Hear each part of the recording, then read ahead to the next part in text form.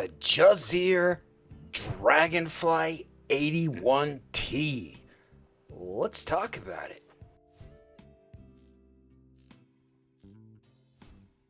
Now this is Juzear's brand new IEM. This is the fourth IEM of theirs that I've reviewed. It is a 8 driver, 1 dynamic driver IEM that costs around $250. It did kind of come out with a slight discount, so you'll probably see it around $237 and a little bit lower. This was sent out to me by Hi-Fi Go, and let's start by looking at the build quality of this beautiful IEM. Now the shell of this is slightly large. I want to say it's the same size as the 61T, their more recent IEM. It has a metal nozzle, a little bit of contours to it. It is a little bit thicker and has a flat 2-pin cable connection. Now it is a comfortable IEM. Its nozzle isn't too large. It does fit ear tips on it, and it's an overall good quality shell. I like it a lot. You can see the branding on it right here. I like the faceplate design. It's kind of unique. Kind of reminds me of the Southwest in America, like you're, like somewhere in the Southwest, like Arizona. Just kind of has that deserty feel. The cable, you can see the right and left cable connectors here. It's very similar to the cable on the Juzear 61T. It has a nice cable slider, a non-branded Y-split. Its cable is spongy and thick, and it has a screw termination, so you can change this out for a 4.4. It has a solid amount of tips and a 4.4 connector that you can change out. Nice little picture of a dragonfly. The case is nice, nothing too exciting, but pocketable, and is kind of a nice, fun little case, but nothing too exciting. So how does this sound? Good, clean. It has a strong V with good, strong bass and upper mids that are very present. It is a nice sounding, clear, clean, hi-fi IEM. But this isn't what I call a mild V. This is what I would give a fairly strong V with a little bit more mids than some might like. But let's look at some graphs and see what we can go figure out from there. Okay, let's look at the graph of this guy. You'll notice it has a nice bass shelf, but what you will notice it does have a lot of upper mids, and those upper mids start around 700 and they start kind of climbing. They start a little bit early and they go a little bit late.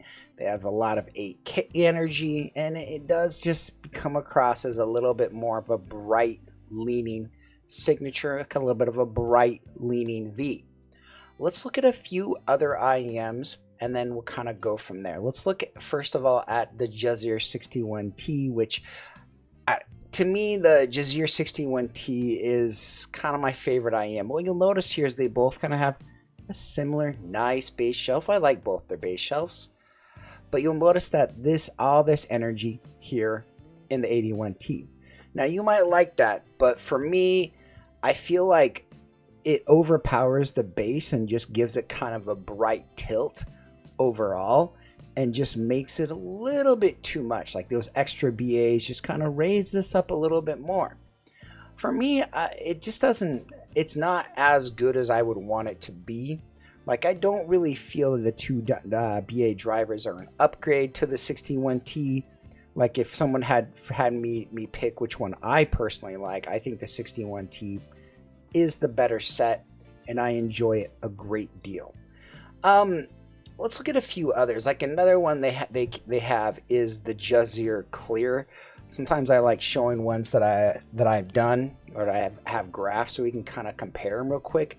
The Juzear Clear is a different brand. It's a really strong V, but it's a boomy set. Like, you'll notice it has a lot of upper mids energy right here, but the Juzear Clear has a lot of bass to kind of counteract that. And so it comes across as a very, very strong V, but a fun V, rather than a little bit more of a bright leaning IEM with some bass. So they have kind of different approaches depending on what you want. But I think, the Juzear Clear, that you'll notice these IEMs are definitely different. One line I want to compare this to is the Deuce. Now the Deuce does have a lot of upper mids. You'll notice the Juzear 61 or 81T does have a little bit more, 8K, energy here, a little bit more 5 to 6K, a little bit more even in here in this 1K region. But what you will notice about the Deuce is it has a lot more bass, and that bass can be a little bit jarring, a little bit much. But what it does do is kind of helps give it a little bit more thumpiness and kind of help drown out the upper mids presence.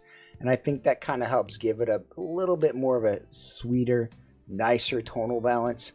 At least that's kind of what my take is on it. I've been kind of harsh to the 81T. It's a good IEM, but again, it does have quite a bit of energy up top, and it's something to note. Now, I do like a lot of V-shaped sets. I want to compare this to some of my more favorite sets. The SIMGOT EM10 is one of my favorite V-shaped sets. I really like this set. I feel like this set has a little bit more bass, like a little bit more dynamic drivers that are just really hard hitting. But it's not a bad set. But you'll notice they almost have the exact same curve. So if you're looking at the EM10, you're really wanting a V-shaped set to kind of mix things up, I think the 81T might present great value at only being $250 and has a really nice accessory package to boot. Another one to look at, the Juzear Nova. The Nova is a little bit more Harman, a little bit more V, but you'll notice, they both kind of have a lot of energy up top, very similar curves to each other. I like the Nova, but again, the Nova is one of those IEMs that has a great deal of energy, and it could, one of these could work for you. So if you're looking for a Nova upgrade and it is something that you really like and you want a little bit more brightness, a little bit more technicalities, I think the Juzear 81T could be a really solid pick for you. For me, right around this price point, I really like the Awful Performer 7. I like that it's a little bit more balanced. I like that it's a little bit more flat. I feel like it has a little bit more extended technicalities. And so for me, that's something that I personally would recommend over the 81T. Other IEMs that I like the Dyna Quattro better. To me, it comes across as a little bit more rich and organic. But you'll notice they do kind of have similar tendencies of each other. And so it kind of depends on what you're looking at. Like sometimes a little bit of a V is a fun shape set, but sometimes you need a little bit of this sparkle and energy to go down to kind of tone that kind of upper presence region down a little bit. And I think that's maybe what might have happened here, but it's hard to tell. Another set that I prefer right around this price is the KV Ears 4. Now, this has kind of been a darling of the audiophile world. You notice a lot less bass, a lot less upper mids. It's kind of jarring if when you normalize this at 800 or at 500, but you'll notice just how flat the KE4 is, and that's a really nice tuned IEM, and that can really work for people if that's what you want. Another one that I really like is the Ziga Odyssey, and this is right around that price. This is a really nice flat tuned IEM. I think it's even better than the KE4. Just a really fantastic set. And it does some things really well. It's just nice. It might be the better pick over the Juzear 81T if you're looking for kind of a meta tune set, but something a little bit different, with a little bit of a different flair. That might be a better way to go. There are some other V-shaped sets that I've liked a lot in the past. But they're a lot more expensive, right? And that's kind of the thing is like you compare like the graphs of how similar they are, but I want to show some tuning things like with the Moritz Dragon, which I reviewed on channel not too long ago. But you'll notice that the Moritz Dragon does have a little bit more of a bass shelf, which I think helps kind of nix all that energy.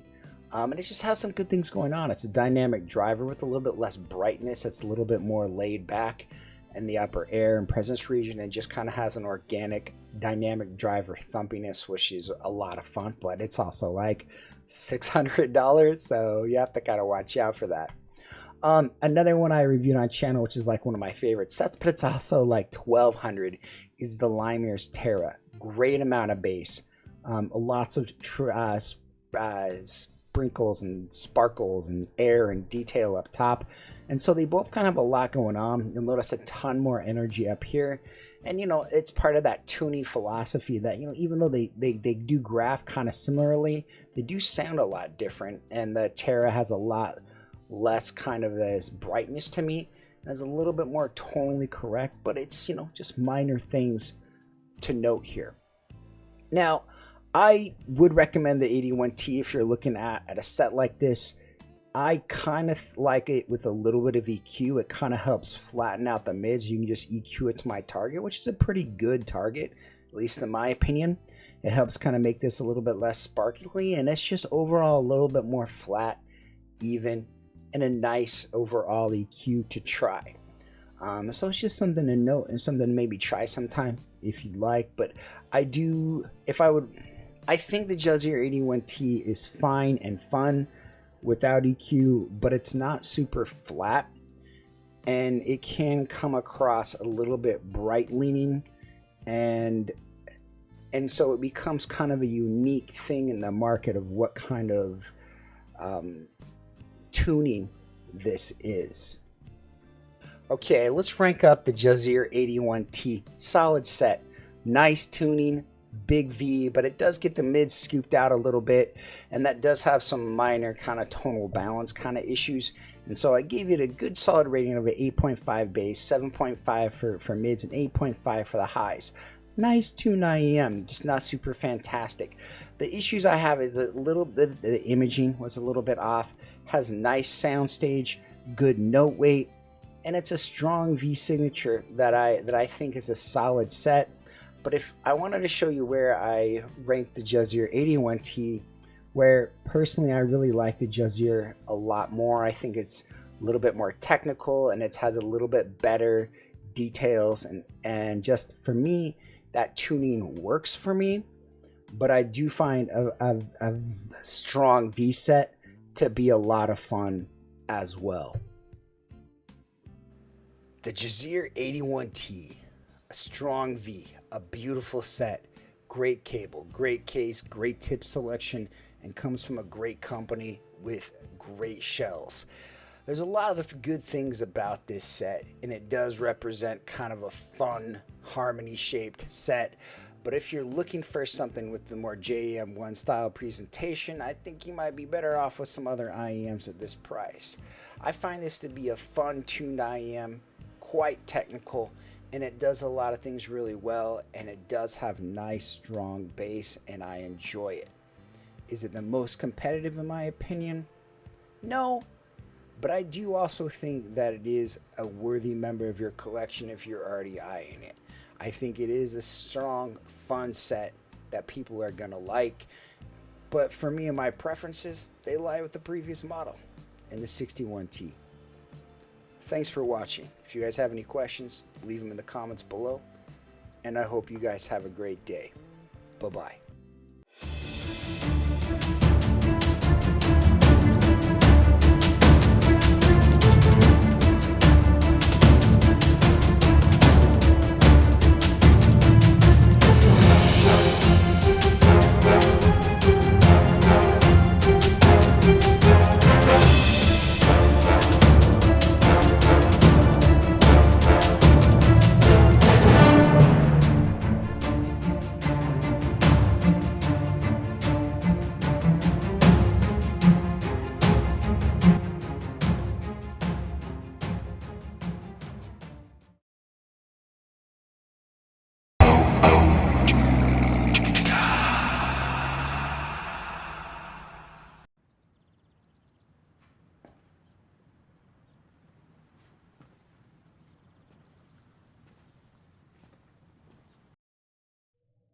You're still here. It's over.